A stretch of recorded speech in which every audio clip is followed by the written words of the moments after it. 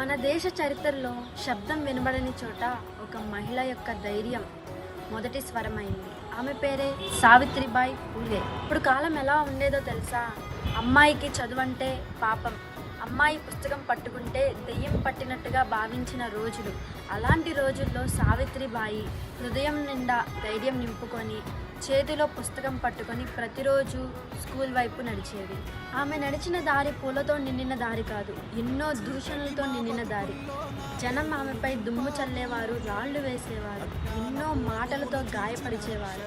ఆమె మాత్రం ఒక మాట చెప్పింది, నేను ఎదుర్కొనే నొప్పి పెద్దది కాదు, చదువు కోల్పోతున్న ప్రతి అమ్మాయి భవిష్యత్తే పెద్ద నష్టం. ఆ ఒక్క మాటే ఒక విప్లవం.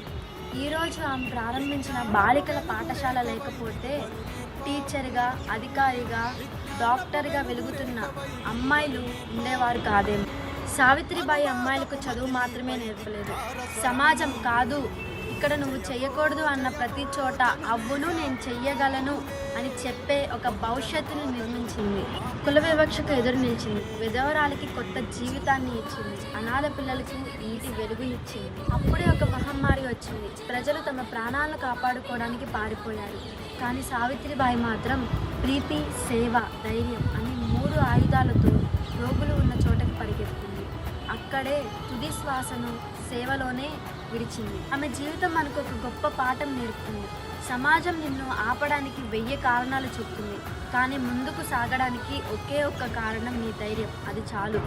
పుస్తకం చిన్నదిగా అనిపించవచ్చు, కానీ చరిత్రను మార్చగలదు. అలాగే మనిషి కూడా చిన్నవాడిగా అనిపించవచ్చు, కానీ ఒక్క నిర్ణయం ప్రపంచాన్ని మొత్తం మార్చగలదు. సావిత్రిబాయి పూలే ఒక టీచర్ మాత్రమే కాదు, మహిళల హక్కులకి మొదటి దీపం, అలాగే మనందరికీ ప్రేరణ కలిగించే వెలుగు. సావిత్రిబాయి పూలే ఒక మహిళ మాత్రమే కాదు, అంతులేని ధైర్యానికి పెట్టిన పేరు. ఆమె కలల్ని నెరవేర్చే తరం మనం అవ్వాలి. జై హింద్.